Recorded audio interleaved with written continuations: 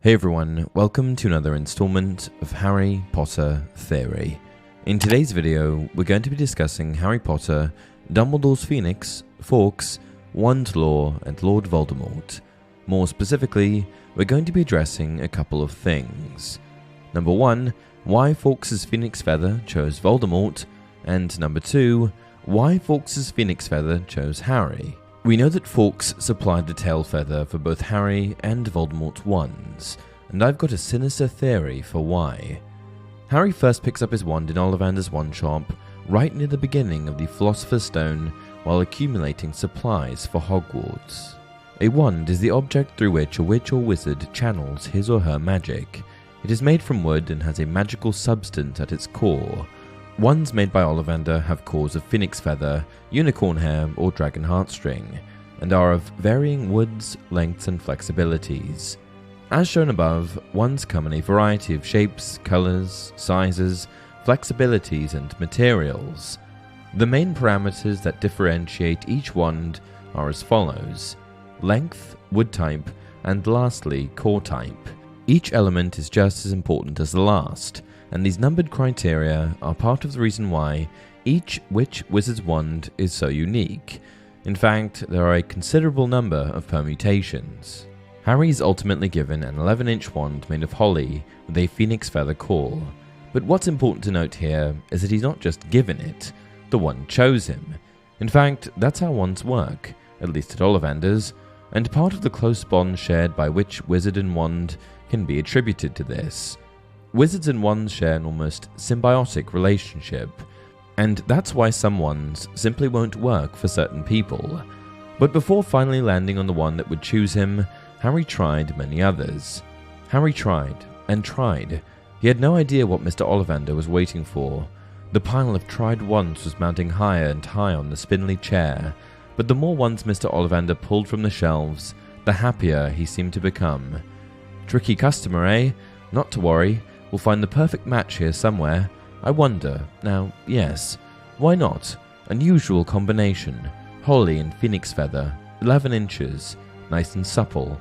Harry took the wand. He felt a sudden warmth in his fingers.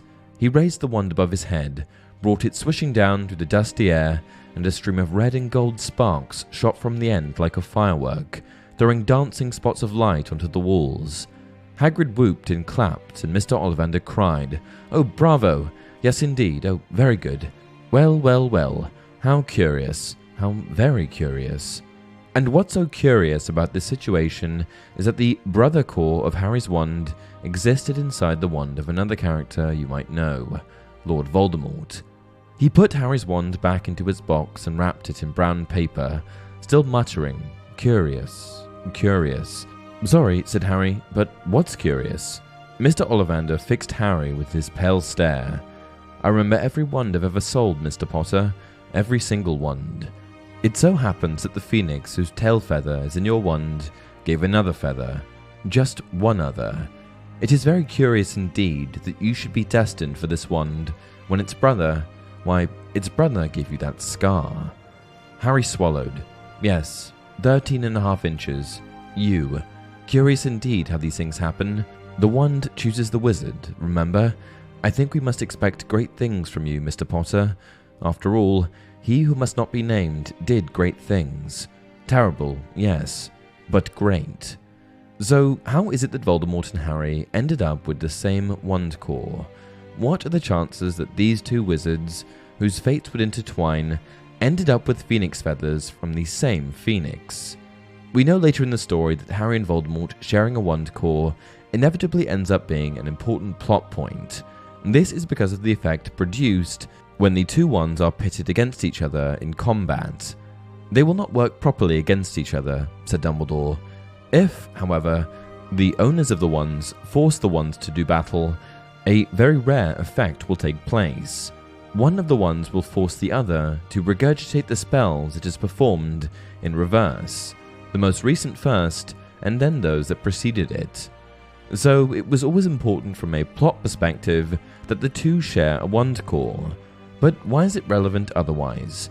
And provided that Harry and Voldemort are so very different, how is it that they could end up with brother cores? According to Pottermore, the following can be said of phoenix feather cores. Phoenix feathers are capable of the greatest range of magic, though they may take longer than either unicorn or dragon cores to reveal this. They show the most initiative, sometimes acting of their own accord, a quality that many witches and wizards dislike. Phoenix feather ones are always the pickiest when it comes to potential owners, for the creature from which they are taken is one of the most independent and detached in the world.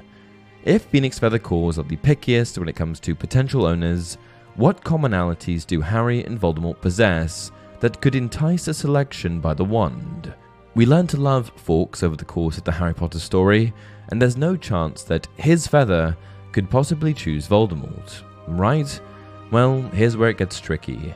I think the simple answer is that if Voldemort were to visit Ollivander's as well Voldemort, and not Tom Riddle, then he would have never been selected by a phoenix feather. But the truth is that when Tom Riddle visited Ollivander's as a young boy, he was not yet entirely corrupted. His path was still, albeit inevitably rocky, unclear, and this meant that there was hope for this young boy. Furthermore, Tom Riddle possessed an incredible amount of magical ability, which was no doubt alluring for the powerful Phoenix Feather core. The core sensed power, and it knew that with this wizard, it would be able to do great things. It knew that this great power had a massive amount of potential to do good. Things just didn't end up working out that way. Furthermore, provided that phoenixes are symbols of death and rebirth, it makes sense that it would select someone like Voldemort, a man obsessed with avoiding death. Similar to the way the phoenix is reborn from its own ashes, Voldemort anchored his own life through placing his soul into objects, Horcruxes, which tied him to the mortal plane and allowed him to be reborn.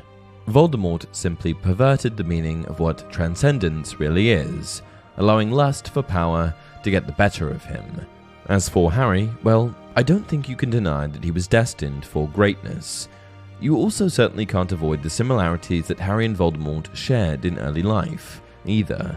Both orphans of mixed heritage with a troubled start in life. Even sharing a slight physical resemblance, they were just looking for their place in the world. But for just a second, let me introduce you to a more twisted perspective. The only reason that Fawkes Feather chose Harry was because of his connection to Voldemort. The night that Voldemort killed Harry's parents, a piece of Voldemort's soul latched itself onto Harry, cementing the connection between them. But what I want to suggest here is that the core in the wand that chose Harry only picked him because it was drawn to the parasitic part of Voldemort inside of Harry, and not Harry himself. And the darker part of what this theory would suggest is that Harry wasn't truly destined for greatness. In an interesting turn of events, the only reason that the Harry Potter was great, the only reason that he was a person of interest in any way, was because of Tom Riddle. What do you think? Was Harry destined to be chosen by the fabled Phoenix Feather, or was it purely because of his connection to Voldemort? Let me know down in the comment section below. And that's it